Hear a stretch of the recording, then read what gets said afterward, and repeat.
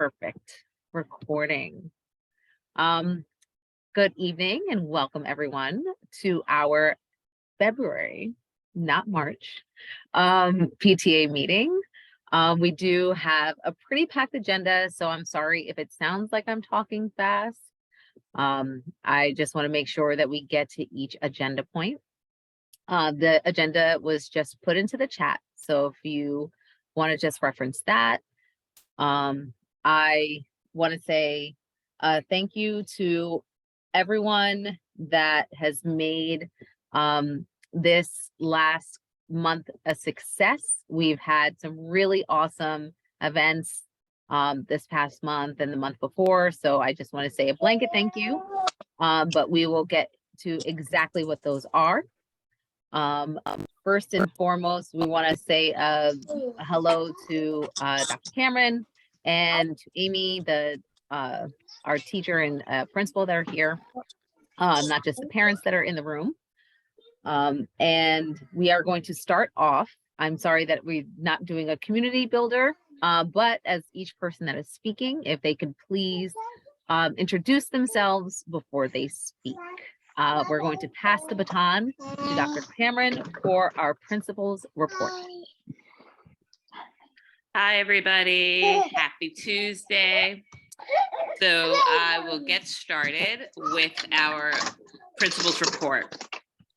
I think somebody might need to mute. There we go. Awesome. Thank you.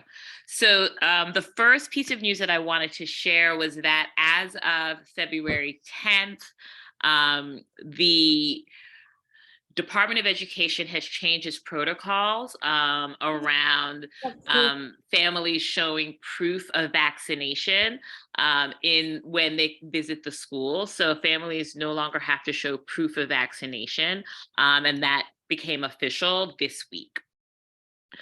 For, let's see, our next agenda item, I'm going to go super fast, is outdoor recess. So outdoor recess is something that we've been talking about in our town hall meeting and our school leadership team.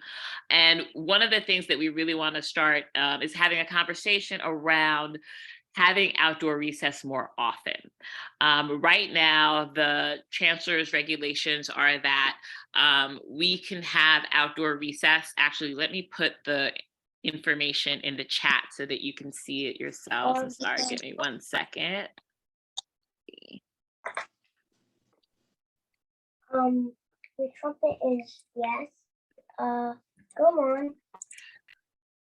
Yeah, eat me. The trumpet is loud and. If anyone is not on mute, if they could please mute themselves. Let's see. So I'm just cutting and pasting really quickly.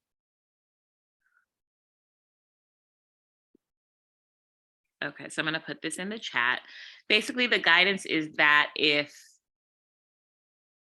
the temperature is 0 degrees Fahrenheit, that with the wind chill, then students should not play outside. But if without, even with the wind chill, if the temperature is 1 degree or higher, then the Department of Education really encourages students to play outside, especially because they really want children to get a lot of exercise.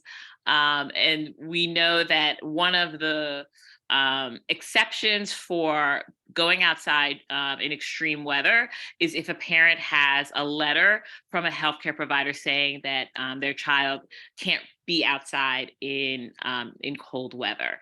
And so we wanted to really start to introduce the idea of having outdoor recess more often, because right now we kind of look at the temperature and the wind chill factor, and if it's 32 degrees or below, we have the children stay inside. And that's a policy that we've had for a really long time. But over the years, our students and some families have really asked around having outdoor recess more often. Around the district, most of the schools in our district have outdoor recess almost every single day, unless it's been raining or the equipment on the playground is wet. And so we are one of the only schools that has indoor recess so as often. We have had some students ask about having recess outdoors more. So yes, in answer to the chat, yes, TNS goes out almost every single day unless it's raining or the equipment is wet. They just really let families know to bundle up their students, to make sure they're wearing different layers. And so we really wanted to start to have this conversation with families. We're going to be surveying our students to ask them for their opinion, but we really wanted to start having this conversation knowing that, do we want kids to play outside at 0 degrees as the chancellor's regulations state? No, probably not. No one's going to enjoy being outside for 0 degrees. But we do think that we really want to start considering having kids go outside when it's 20 degrees, 25 degrees, knowing that recess lasts approximately 20 minutes and it's never longer than that. We want to just give kids the opportunity to play outside more, as much as possible. So this is a topic that we're going to continue to talk about. We'll talk about it again at our March PTA meeting. I'll talk about it in our town hall. And, I want families to start to reach out to me on Class Dojo to let me know any concerns or questions they may have as we continue to have this conversation. And for next, I wanted to give people time to think about their questions this month so that in our March meeting, my report will basically just be me taking questions around outdoor recess and responding to those questions. But I definitely want to share that with you. And then the last thing I wanted to share is around a policy that we want to start thinking about as a school for next year.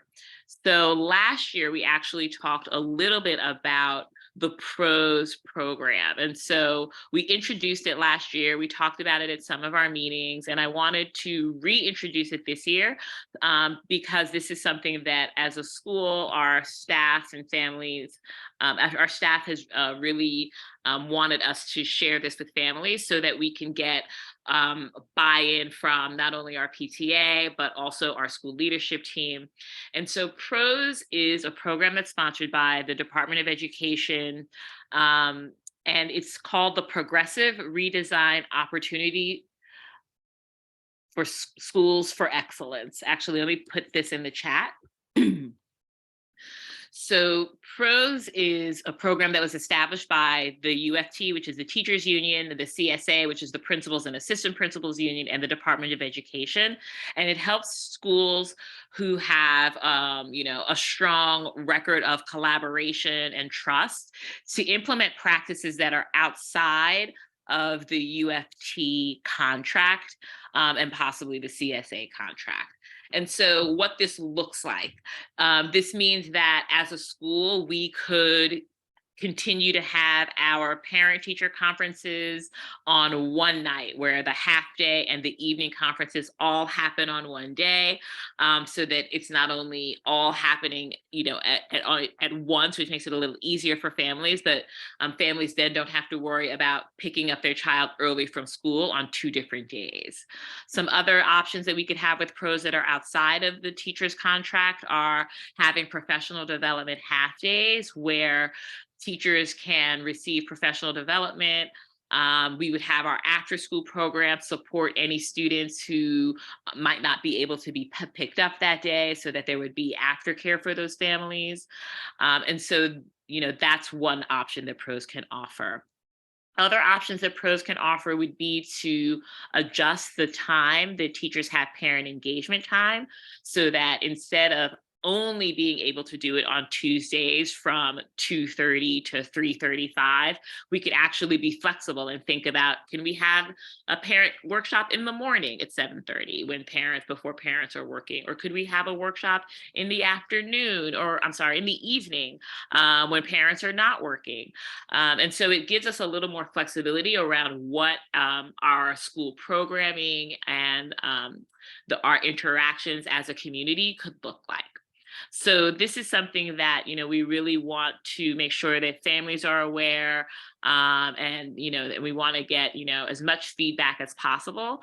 And we are going to be talking about this again in our March PTA meeting as well. I know, Ms. Parker, you're on the call. I didn't know if you wanted to add anything or if you wanted to ask a specific question for families. And if you can't mute, that's fine too. I can do it now. Yay. Okay.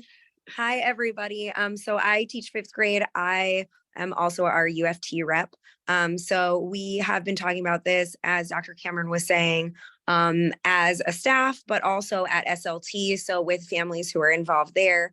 And so the two things that we have really been thinking about for our pros ballot so far has been, one, doing a few partial days throughout the year to, like Dr. Cameron was saying, possibly do some professional development, but also work on narrative report cards. So giving families an opportunity to not just have a conference with us, but to also have a longer report that describes more about your child, what their strengths are, what their growth areas are, what next steps can be.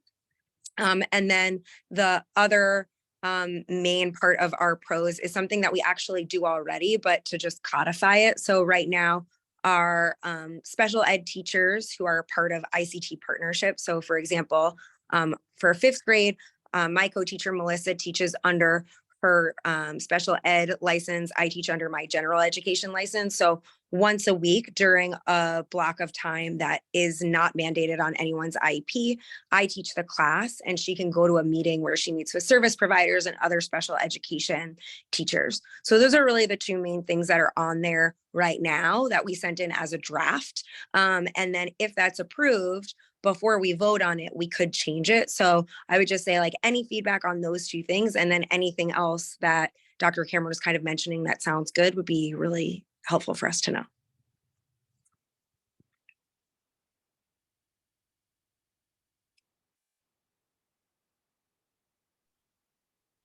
Kind of jumping in here, Amy, you wanted feedback from us parents right now? Yes, please. Great. I just heard really fast that you had mentioned part of the pros suggestion when you were sending in, I guess, the offer was to remove one of the special education teachers and allow the general education teacher to teach for an ICT class, right? And I just wanted to know if would it get a different special education teacher in there, or the pros is to allow that part of the contract to kind of go through, that you step in, or whoever general ed. It's for a block of time during the day that students with IEPs don't have mandated 2 teachers. So all of our students who have IEPs, their mandates for 2 teachers are around reading, writing, math.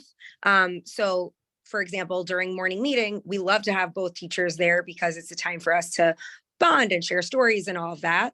But it's also like totally allowed unnecessary based on students' IEPs for one teacher to step out. So right. Okay. Yeah, cool. Just for one block a week. Great. Yeah, I like the idea of the pros, just because I think sometimes the union makes things a little bit more difficult for the teachers to do. So practically speaking, I think that's great. Like what you're saying in morning meeting, when you know that you don't need both of your licenses to be in use at that moment, to have, the other teacher step out to get a training or services and then come back. I think that's a great program. I'm all for it. I think some other parents may, be for it too.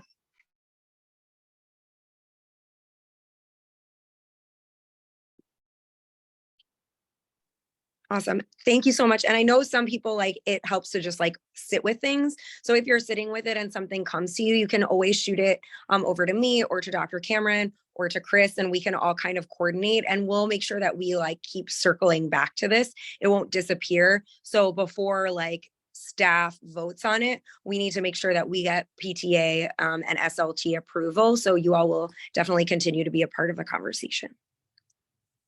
Thank you. Okay, that is our report for tonight. Sean, I see that you have your hand up. Yeah, I was just gonna follow up with that. Amy, in terms of approval, are you just looking for a general consensus, or are you looking for a formal approval? You want us to try to, engage parents who are on here and not on here, who are active in the PTA, and some kind of survey, vote? Is there something like that? Do you want us to have an official vote? Do you want to make a motion for a vote, or anyone else? Is that something that you're looking for? That's a great question. We're definitely not at a point right now where we need to do like an official vote because we're just like the application we put in is very preliminary. So like we can make a bunch of adjustments before it gets voted on. So let me kind of like see if it gets even approved for the first round. And then I can ask those questions. I know for sure that we need Chris and Dr. Cameron to like officially sign on. And then UFT members are like, they have to vote. That's what's official, but it might be a good idea to have families vote either in an official or non-official capacity, but that's a great idea. Thank you. Okay, dope. And Chris, I don't know if we had room to reply to Darlene now, or are we waiting to the end about some of the stuff she was talking about? Are we speaking on any other points, Darlene, or did you want to open up the floor in regards to questions and comments regarding to pros, recess? I already, We Yeah. can open up the questions right now, if that's okay with you, only because I can't stay on the call as long as I'd like to. So I'd love to take any questions people have. Okay, perfect. Yeah, that's what I was thinking too. I was just gonna say on the outdoor recess thing, for those who don't know, I have a background in health education, and you know, outdoor recess is really critical for children year round. Not only in terms of, building their immunity and resistance to cold weather and all these kind of things, but also vitamin D exposure. We live in New York City. The CDC actually recommends an hour of outdoor play for children under the age of 12 nationally. And, many of us, because we work full time, we drop our kids at school, and then we have to take them to after school, and like really all the daylight hours. Exposure to vitamin D really happens between the hours of 10 a.m. and 4 p.m. And if kids are not getting exposure to the sun, it's really bad for their health, and has a lot of long-term implications, learning implications, all these kind of things. So I'm super in favor of year-round outdoor recess. Of course, if there's super harsh conditions, I know someone in the chat mentioned like frozen concrete and all this kind of stuff. But I remember as a kid, we used to get it gully, and we would be out there year round. I mean, I don't know if we go back to those days because it was a little sketchy, but I think there's so many health benefits to outdoor play in the wintertime. And I think, I'm personally super for it. I was gonna ask, I'm definitely for the outdoor recess too, but would it be possible at all for an option of both indoor and outdoor in case children didn't feel like going outside that day? Or I don't know if we have enough resources for that. So that would be really challenging because we need as many adults to be in one place is really is helpful for us. And so that would be really, really hard. We do know that we have to make exceptions for anyone who has a letter from their healthcare provider, but I'm not sure if we'll be able to have that child in a separate location and still able to kind of have the benefit of supervision. Like, I would think that, they might have to sit in the office with, some of our office staff. But when we find out, how many people are we thinking about that may not want to go outside, I think we'll have a better sense of what those numbers might look like, especially when we survey the kids. Because I think if we have like a certain percentage of students who are like, no, I don't want outdoor recess, I'm going to have a sense of like what that percentage of students are. If it's 10 kids, then I think I'll probably be able to figure out a plan for 10 students. If it's 20 or 30, then, that's going to be a lot more challenging. So no answers, but I think the more information we find out from our students, the more we find out about the concerns that our families have, the more we'll be able to I want to come to an agreement or a point where we can all say, at least, you know what, let's choose a temperature that we're comfortable with, but like a lower temperature than 32 degrees. Because right now, most days, kids are not going outside in the winter. And that's something that I definitely, want to change. And Sean's mentioning of health and all the benefits of vitamin D. Honestly, I didn't even think about all of those things. So that just gives me more to think about. So I appreciate that as well, that perspective. I know you have to run, Darlene. Is if there was any way that we could do the SLT report very quickly before you scat, or if Amy is willing to do it, either way, I want to say that we're comfortable with just that before you leave. Sure. The SLT update. Let's see. My gosh, there are so many things, but let me try and make it fast. So, well, the first thing we talked about was what was the budget. And so we talked a little bit about the funding that we are waiting for our newcomer students. And so we're supposed to be receiving a certain allocation of $2,000 per student. We thought that we would receive it. We still have not received it. We thought that we would be given the allocation and funding for a full-time ENL teacher. Unfortunately, we have to make an appeal to make that request. And so that appeal went out last Friday, and we're hoping to hear back after the break around the results of the of that appeal. And our hope is that they'll give us the money to hire an ENL teacher full-time to service our newcomer students. Then we talked a little bit about our school-wide budget. So we have some funding for art and music that we weren't sure we were going to be able to use for art and music, just because we didn't have a lot of money as a school and we were worried we'd need to use it for paper. And so we found out that we did receive an allocation for the fact that we have more students than we expected to have, based on the date of October 31st, which is a DOE regulation. So we received an additional amount of money that we now know we'll be able to use that art and music money for art and music, and we'll be able to have some additional funds to either support professional development of teachers or possibly tutoring. Or some people were talking about thinking around, providing our students with more enrichment opportunities, whether it's through clubs at school or sports enrichment, or what was the third thing? Assemblies and special programs in school, like dance assemblies, things like that. So the other thing we talked about was academic progress for our students. We talked about our school, our SLT has a comprehensive educational plan, which is basically the goals that we have for the school around academics, attendance, and parent engagement. So we had a chance to look at our goals and where we are in the middle of the year and how much progress students are making in ELA and math. And just to kind of summarize, as you might expect, for many students, we have many students that are 1 year or 1 grade level below where they should be. We have another group of students that are 2 grades or more below grade level. And then we have a small number of students that are on grade level. This is something that we are seeing citywide and nationwide, knowing that, many students were remote for so long. So we talked a little bit about how we could possibly use some of the additional money that we've received in our budget to support tutoring programming for our students or providing students with more interventions.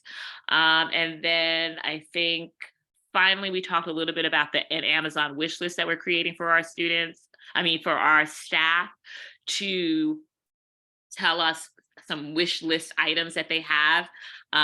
Carrie, who's on this call, was amazing to help to organize all of that.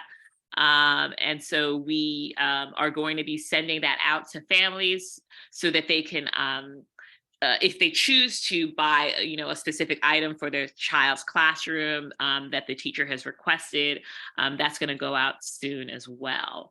And then there's a survey that we're doing for our school leadership team. Really wants to find out from all of you your feedback so that we can use it to think about changing our programming for this year and for September. And so you'll be receiving a electronic survey, a Google survey, and we're going to ask you to please fill that out as much as possible.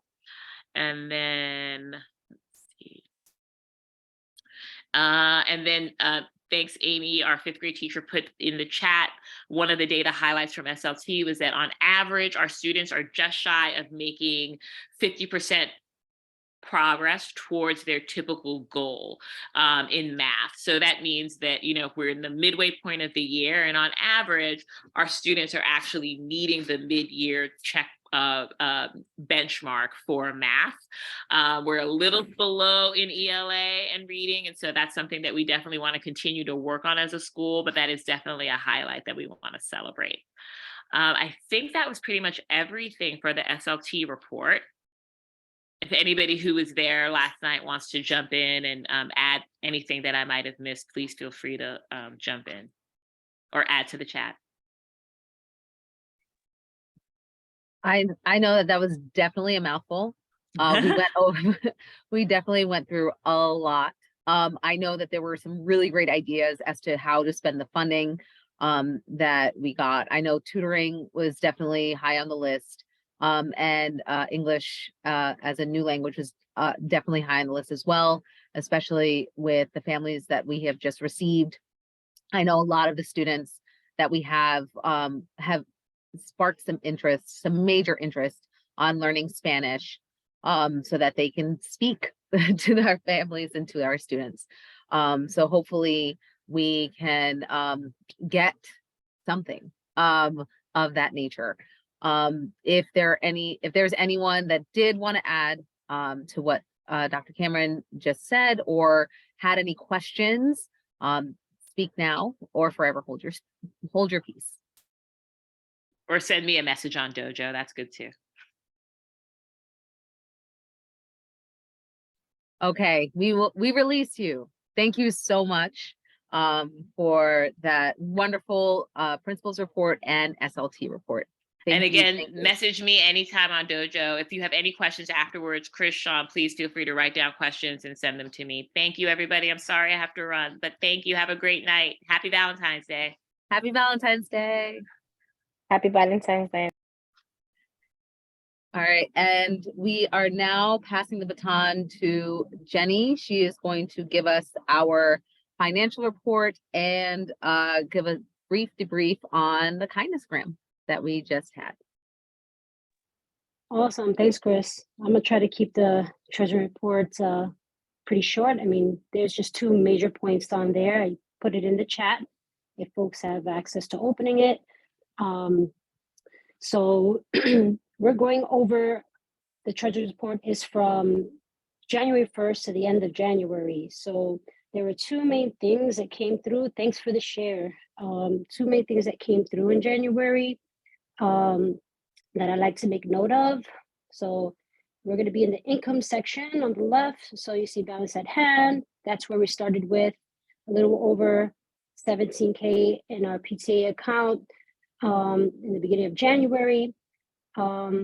Nothing really came through with membership dues. We don't really have any active membership contributions at the moment, although we hope to maybe change that in the future. It's kind of funny, we only got 1 cent for our business savings, but fundraising projects. So Amazon Smile, we didn't get anything in January. We did not have a movie night or a bake sale, but what we did have come through from our November book fair was our Scholastic Rewards dollars finally came in. And so you'll see that year to date, a little over 3,000 Scholastic Reward bucks. So if you scroll over to the right, our year to date rewards for the year is over a little over 6K. So this is rewards dollars. It's not physical cash that we can use to support our school. They have a Scholastic catalog, and I'm hoping that next month I could talk a little bit more about this and maybe get some folks who are interested in helping with the book fair, which is the next time we're having a fair, Chris, correct me if I'm wrong, is in May. So there's some time to kind of go over this and figure out how we can use this to support our classrooms, to support students. So yeah, so that's where we're at right now. And so we've exceeded the budget of $4,500. So it puts us in a surplus with our Scholastic Rewards bucks, which is fantastic. And we still have like another fair or two to go for the rest of the year. So we'll see where we end at. And so we're gonna scroll down now back to the left side on the miscellaneous, where we had our 5th grade pictures and also makeup day for students that were absent. That is technically goes in the income, but it's some money that will go back to the photo company, but that's kind of what we brought in terms of collection. So that's what that $375 is. And then the next big one, we were recipients of a gift grant from a national how do you pronounce that? It's so difficult. My tongue always gets tongue-tied. Philanthropic Trust Grants. So our PTA was chosen to receive the $7,500 gift grant. And so that kind of came in towards the end of January. And so we're super excited to use those funds to some stuff that we'll be discussing later on or right after my portion.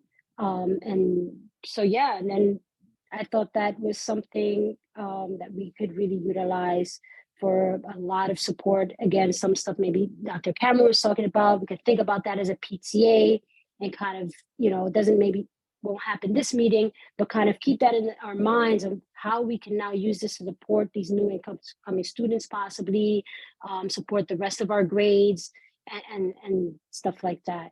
So for total income, we brought in January is it's like about almost 8,000, so $7,875. So year to date, we're at a little over 8K. So that's pretty good. And I think I misplaced where that 2,000 that budget was, but we can fix that.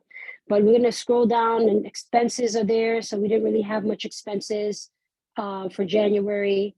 The $2,000 you see for Scholastic Book Fair is cash that we collected that we always have to pay back to Scholastic when we collect physical cash at our in-person book fair. So that money always gets reimbursed to them. And then that's pretty much it. We had one reimbursement for a parent that purchased the 160 for like our last movie night. So that just went through. But other than that, our ending balance for January, you'll see at the bottom, the cursor there is over, it's close to almost $24,000. So that's pretty much it. If you have questions after you review it a little more, let us know. But it's pretty, pretty straightforward.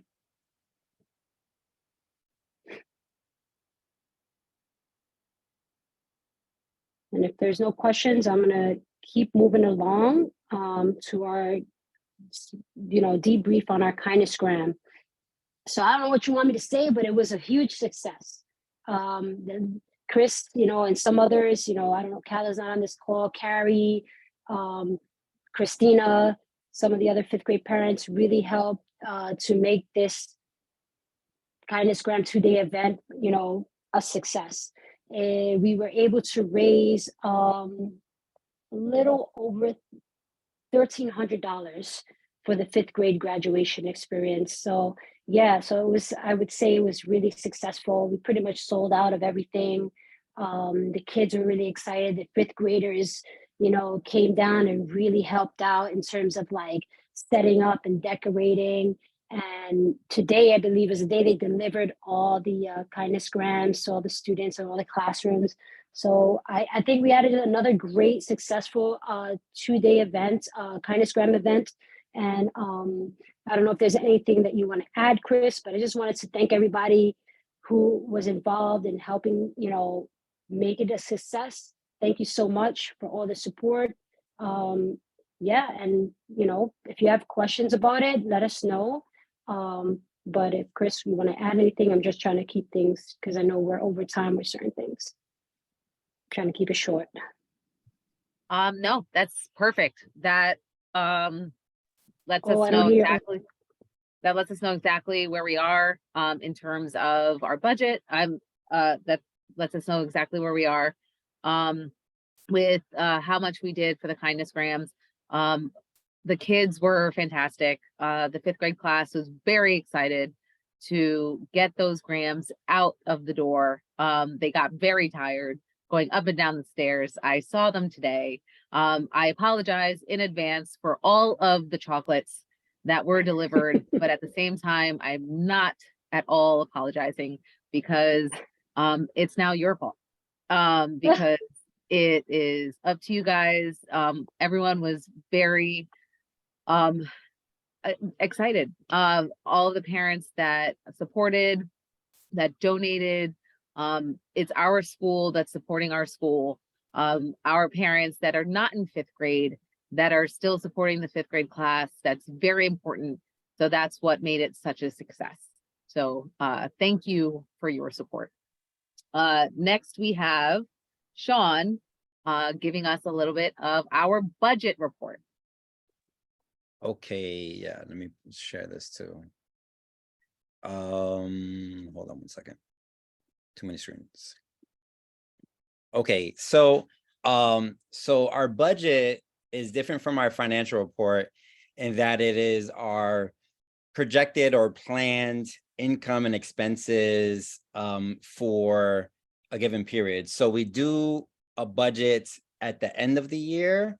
In May, we put together a budget that then gets voted on and approved by our body for the following year. And it's kind of like the guide for the major events. So all the major fundraisers, all the major functions, we put in this budget so we can kind of, know where we're at financially, but also it's like a roadmap.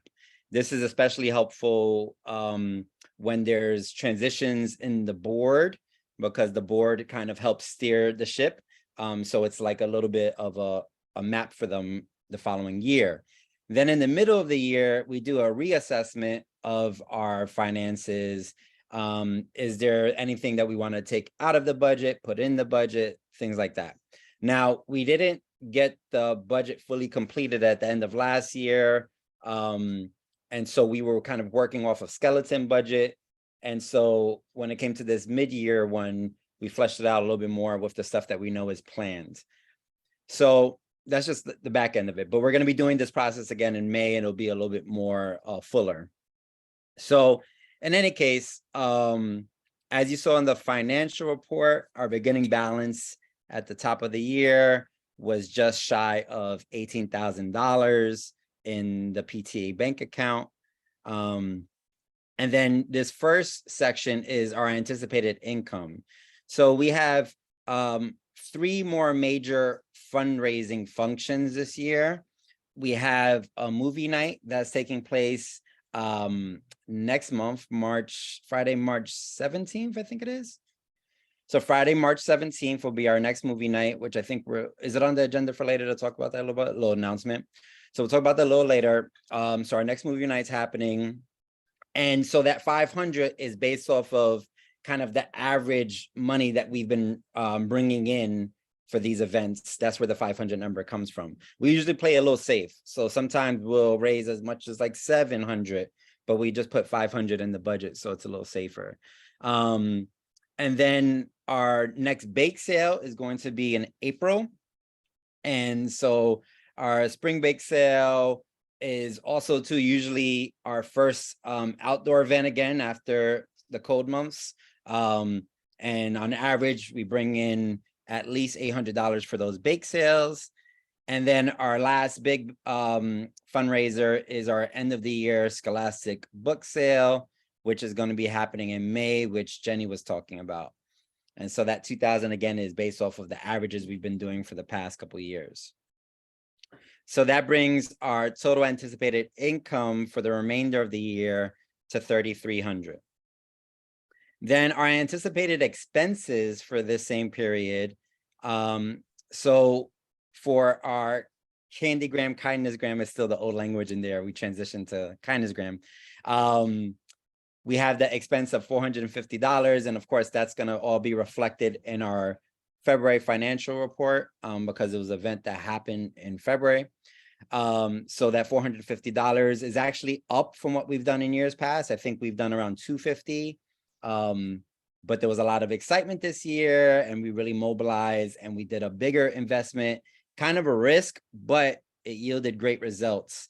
Now, why this is expense and not income is because 100% of the proceeds, even our investment, go to the 5th grade class. So as was reported earlier, over $1,300, that 100% every year that goes to the 5th grade class. So we eat the expenses, those upfront expenses, as a contribution from the PTA to the 5th grade class.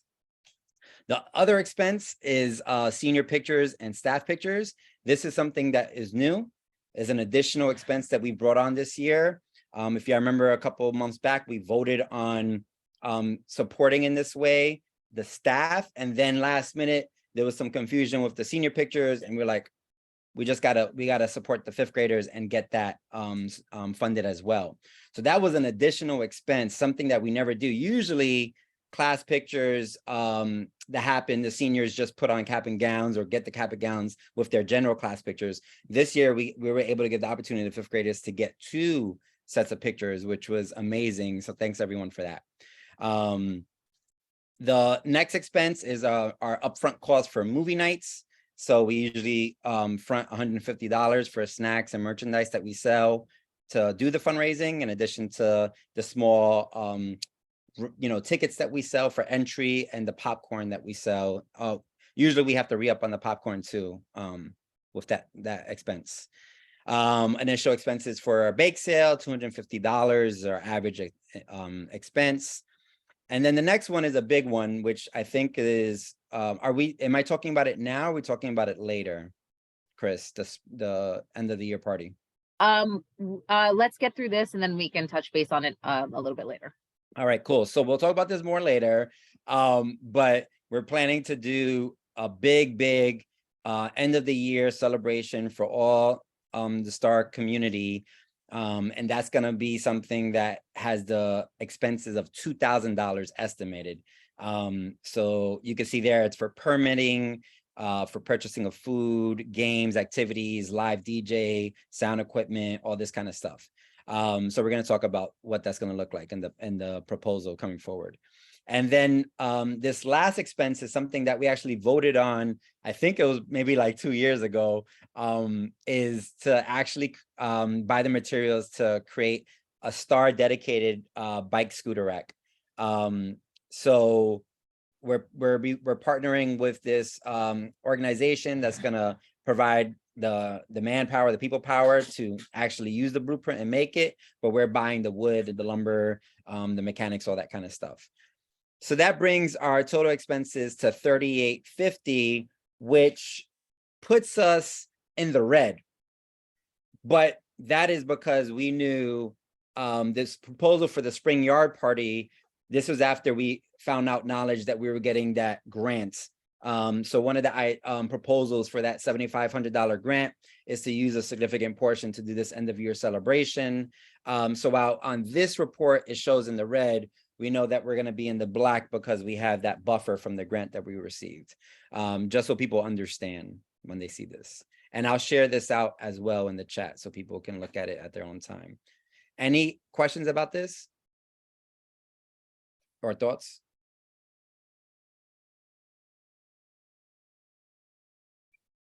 Okay, cool. I would just add that, you know, sometimes people see these events and they're like, oh, only 3 more events. I just want to, you know, remind folks all the work that goes into hosting an event.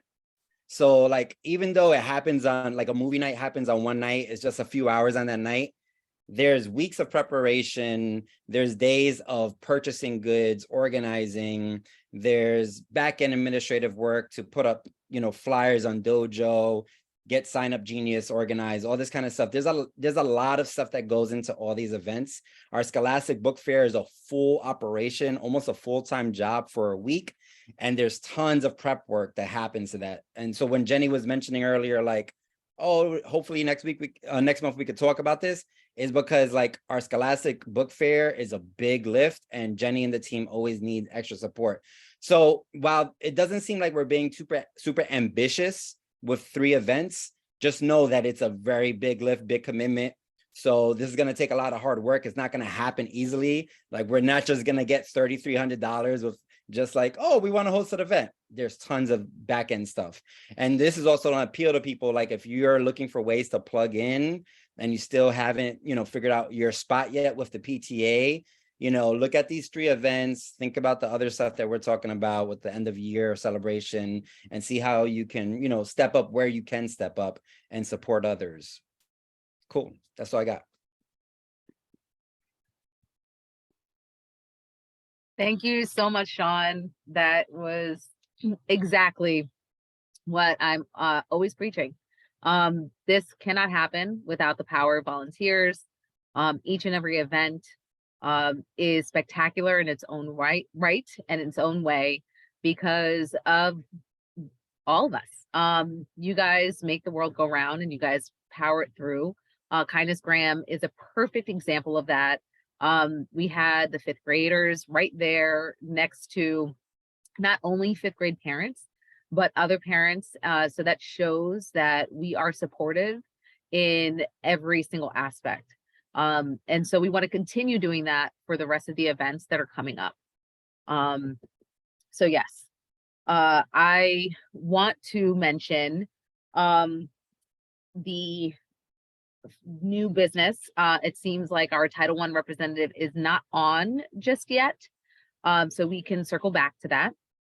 So our new business is the grant fund disbursement. Thankfully, we had some great funds come through with the philanthropic fund. And that is a great big chunk of money. So as we mentioned, we are going to do an end of the year event. We're looking at a Saturday because with the Saturday, we're able to do a 10 a.m. to 3 p.m. or an 11 a.m. to 4 p.m. And with that, we would definitely need to have some volunteers, but not all volunteers, because we get to hire people with that chunk of money. And that's the most important part, because that means you guys get to enjoy yourselves with your children. What? We have been looking at some amazing packages, very carnival themed.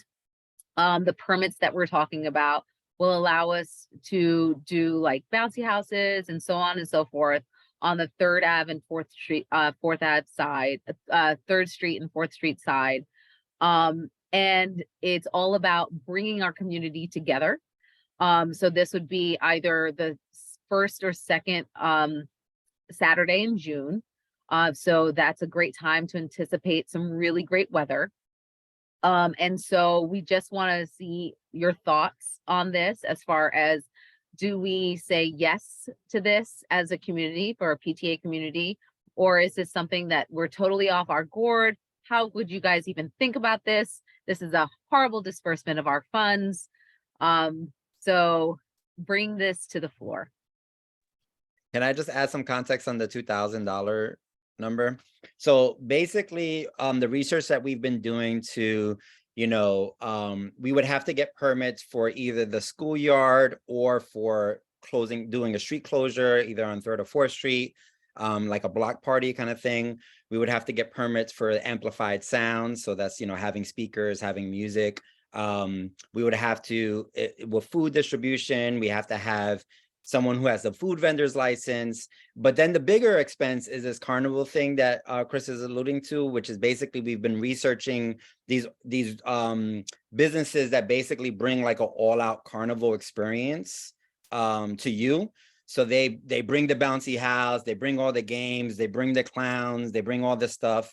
And so that math of $2,000 is putting us in a safe place where we can secure all this and make sure that all the kids are getting access to cotton candy and all these kind of things. And of course, like a DJ and all that stuff. Now, I think tonight, the idea is to have this conversation, and the $2,000 is the kind of like proposed number, but there might be, it might be up or down a little bit once we do the final numbers and crunch it all together. And that would be something that we could probably share out by the March meeting, hopefully. But we want to be able to start that process. We don't want to do all this research if folks are not into the idea of even doing it, Along with the amount, we also want to kind of get a vote on it being on a Saturday. because I know that's a big thing for families. So those are two things that I want to get a general idea and on this vote. So I want to put to the floor the vote of it being on a Saturday and a separate vote of the general idea of the $2,000. Yes, Rebecca, I see your hand up. Just to be clarified, so it's gonna be Saturday, you said, and you said from, if I'm not mistaken, 11 o'clock to 4 o'clock, or how many hours we talking about? I want to get it for a good chunk of time. So I think 3 hours should be sufficient. We don't have a time yet, but I was just saying for like a 12 to 3 and 11 to like some chunk of time would be sufficient. So either a 3 or 4 hour block. But just the fact that it's on a Saturday, I want to make sure that we vote on that first. Chris, can I just add something really quick to Rebecca's comment? Oh, yes. It would also depend upon the vendor that we choose and the time frame that they have available. So we are giving an idea of what we would like to have, but they may come back and say, oh, we only have 10 a.m. to 1 p.m. or 2 p.m. available. So this is stuff that we're looking into, and we're hoping that the times that we're proposing we'll have flexibility with that, with whichever vendor we choose in terms of hiring to help us through this end of the school year event.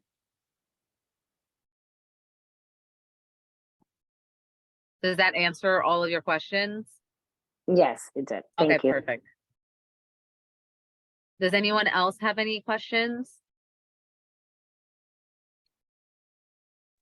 Hi, it's Nicole. Just had one question, and I think this is a great idea. We've attended similar carnivals like at Earth School, and like Tompkins Middle School's done one, and Eastside, and they get really, really crowded and popular, in the community. So what they do, to kind of manage that is they do tickets for different events. So like you can buy, say, 10 tickets, and then like 2 is for bouncy house, and then like, at least for the activities that get really, really packed. So I know we want to make this like a free community event, but just something in mind, like their events get really, really big, not just, with kids in their, schools. So just mindful of like crowd control, because then we don't want it to be where like it gets out of hand, right? Like a house party that too many people are invited to. For sure. And I would probably say, like, we probably will either our next meeting, or if want to move forward with it, we're going to probably have to form a special committee for this event. So those would be like the perfect things to bring up in committee. And that committee would, bring all this stuff back to the larger group. But I think there's a bunch of details like that we need to talk through. Yeah, but they're super fun. It's great community building, just to kind of see the other schools and see other staff, and just, have a great community event. So definitely for it. And they've had really good success on a Saturday. So, me personally, I don't see a problem with that. I'm sure another thing for the committee, but if we could maybe at the beginning of planning pick 2 dates so that we have at least a rain date just in case. That's like the first thing that popped into my mind. Yes, we've already spoken to, I'm in the dark. Sorry. We've already started going back and forth with Darlene and Jody to see what dates are okay with the school first. But I wanted to make sure that we as a body are okay with a Saturday before I jam pack their ideas or jam pack their heads. And then we decide that we're only okay with a Friday. Do you understand? So are we okay to start the vote for the Saturday aspect first? So I'm bringing to the floor that if I can get the yays for Saturday being okay for the year-end event. And you could just drop a little emotion or a thumbs up if you're on camera. Okay, so I have on record 2 yays 3 yays, even 4 for the Saturday being okay for the year event. Do I have any nays? I have 7. Okay. You gotta give time for people to find those icons. I was gonna Yes, get 'em especially to- on a cell Yes, phone. I was trying to do the thumbs up, didn't allow me. I'm like, wait. You did a All right. fist or something. I was like, dang. So we have passed that Saturday being okay for the year-end event. So far we have June 3rd and June 10th. June 3rd being the date and June 10th as the rain date. We as we continue discussions, we'll see if those get passed with faculty first, then we can continue the ball rolling with that. Next on the floor is the $2,000 from the grant fund as our play money, as one could say, as our beginning fund for the year-end event. So do I have yays on the board for the $2,000 for the year-end event?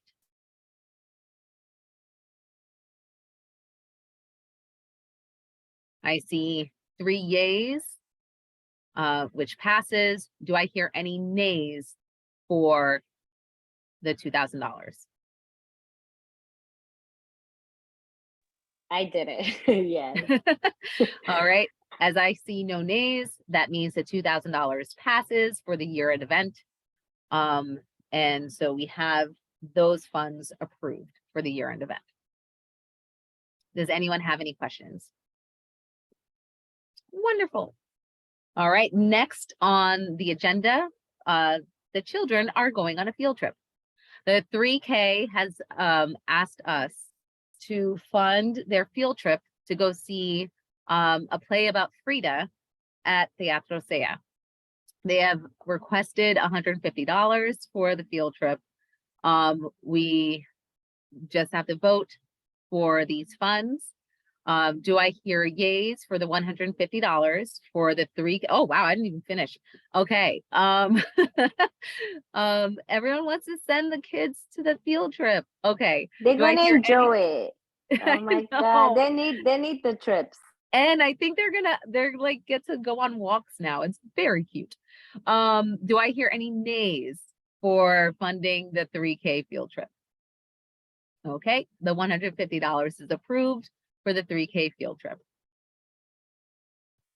All right, next on the agenda, I still don't see our Title I representative, is our March Movie Madness that is happening. And Jenny already has it in there. We are having our movie night on March 17th, and the theme is March Madness. If anyone doesn't know what March Madness is, it is a collegiate NCAA basketball, and so that's why we are calling it March Madness. We are having a preliminary poll tonight, so you can click on the docs there, and they are all basketball themed movies. And so when we get the final poll, we get to see which movie wins.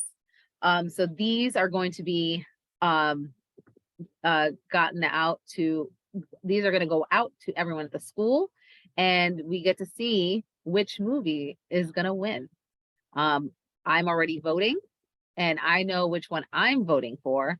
Let's see which ones you vote for. Just to give you a little hint, Don't be swaying the vote. No campaigning. No, look at the link. Look at the three link. options and make Campaign. your choice. Oh Okay. my God. Did you saw the optional? Like I it brings know. you back memories. Like That's what I'm oh, saying. Oh, I'm geez. sorry, I had to say it loud. I'm old. That was my only hint. That lets you know which movie I'm going for. Oh, geez. So our Title I representative is here. Ellen, the floor is yours.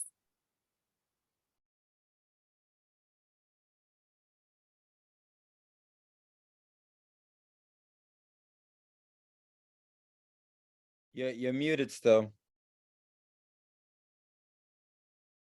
It's a Valentine's Day bombed floor. Happy Valentine's to Okay, you. thank you. How's everyone doing? Title I, for those that are not aware already, is essentially like a pool of money that, not a pool, it's an amount, a percentage of money that we receive from the school. The school, being a Title I school, receives money basically because we have a certain percentage of students that receive free lunch, or are, I don't know, I think under a certain like parental income level. I'm not sure exactly how it's determined, but I think based on the free lunch percentage primarily. Income. Income. So essentially we get about $1,000 as the PTA, or yeah, as like, it's separate from the PTA, but as parents to determine what we'd like to do for the school community. And, you know, ideally we should be doing something that's tying to the needs of the school, you know, the needs related to why we get that money also, that Title I money. So at this point, there's been a lot of ideas that kind of tossed around over the course of the year and even from last summer. I think the two kind of primary areas where we're landing for the time being are potentially doing like a STEAM event for the school, like in the schoolyard, with like bio bus and girls who code and maybe some other like programs that would come and basically like engage with students and families, you know, as a learning opportunity related to like various aspects of STEM. The other thing that has come up in previous meetings, which may not really be, it may be something we can do, but also is, it may not be, there may not be a cost associated with it, to like actually use those Title I dollars, is to like host a workshop or series of workshops for parents of children that are on an IEP, like to essentially to do the same, like share resources with those families of, you know, how to navigate through the process if they're like coming, if they're experiencing barriers, whether it's like with the school directly or with the DOE, and what are some different like options that they might be able to like access support in that process. So those are really the kind of two things that are bubbling up and sticking for the time being. We're gonna have a meeting. It will be the first, technically the first Title I meeting on March 1st. So Wednesday at 11 a.m. It will be on Zoom. So I'm hoping any of you that are interested, we'll post it on Dojo and, you know, send some reminders out, and info to follow. So if you're interested, you have other ideas about how to use the Title I money, or want to help with some of the ideas that I just shared, then please feel free to join. Or also, I'm going to put my email in the chat, and you're welcome to email me with like any ideas you have or interest in being part of the Title I committee. So thanks so much. Thank you so much, Ellen. I know that we have some people that have maybe some questions as to what Title I can do for us, or what Title I is. And Sean, you have a question. No, I was just gonna say, even though the Title I money is kind of like this fixed amount, which is this 1% of the overall funds that the school is receiving as a Title I school, and it's federal money, and that's why there's all these technicalities on like who votes on it, you know. So that's why we want to make sure it's like parents really engage in the process, and it's not like the staff voting on it or the SLT. That's not the role of that funds. So definitely encourage people to join on March 1st. I'll be there for sure. Additionally, and want to encourage folks that do join the March 1st meeting to not feel restricted about the dollar amount that you have allocated, because you always can propose to the PTA to fill an extra dollar amount, right? So if there's only $1,200, but the thing that we want to do is $2,000, we could bring that back to the PTA, right? That's not a conflict of interest, requesting that money. So just think about the stuff that's potentially possible in that way as well.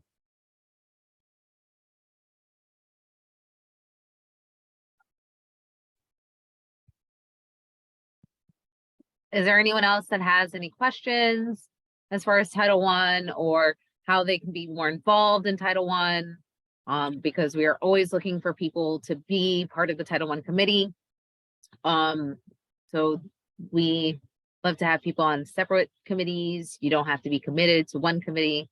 You can be committed to several committees, and then you could be committed.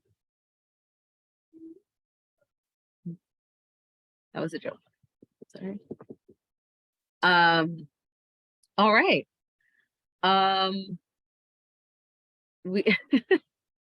All right. Now we have gotten through our hefty agenda.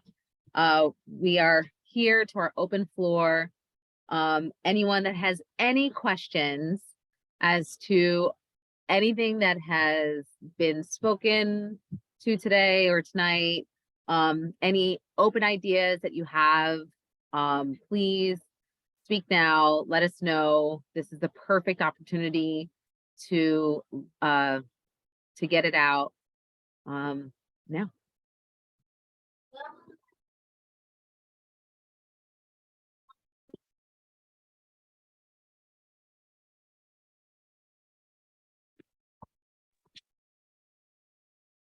Nicole, did you have a question or did you just accidentally unmute?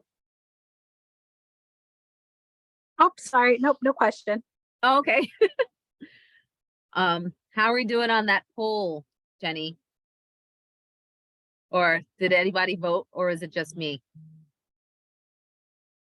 Let me check. I think because we went right into making sure we touch base on what Ellen was, trying to speak on with Title I. I don't think we gave enough time for people to actually. Oh, I did. I voted. Oh, I'm just saying, I don't know. I haven't looked. Let me check. Chris knows my vote already. Let's see what's winning. Hold on. I'm interested now. Let's see.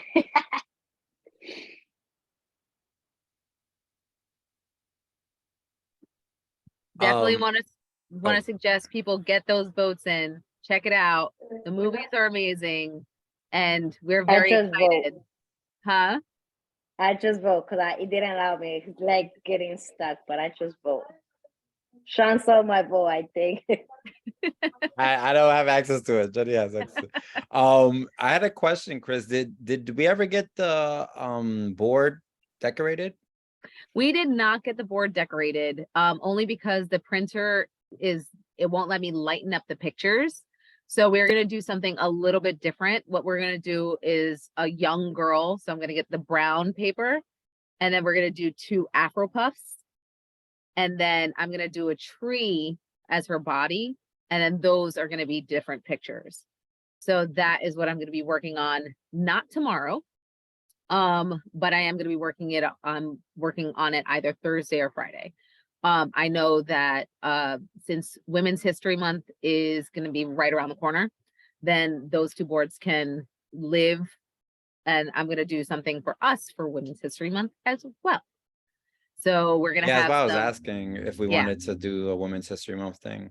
So we're going to combine Black History Month, Women's History Month right next to each other. And if anyone would love to suggest some younger people that should be highlighted, especially BIPOC women, because I am old.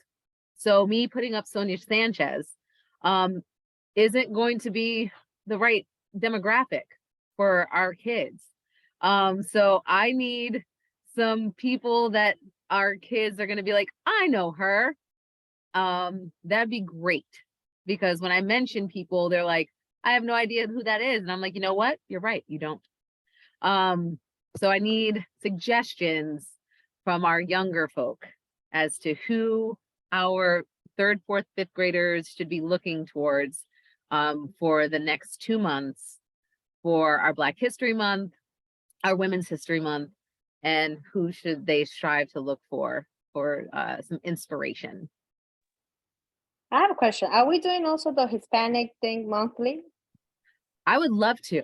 Because Because we have a lot of Hispanic people. We have a lot of parents Hispanic that we could introduce also about food. We could introduce everything, you know.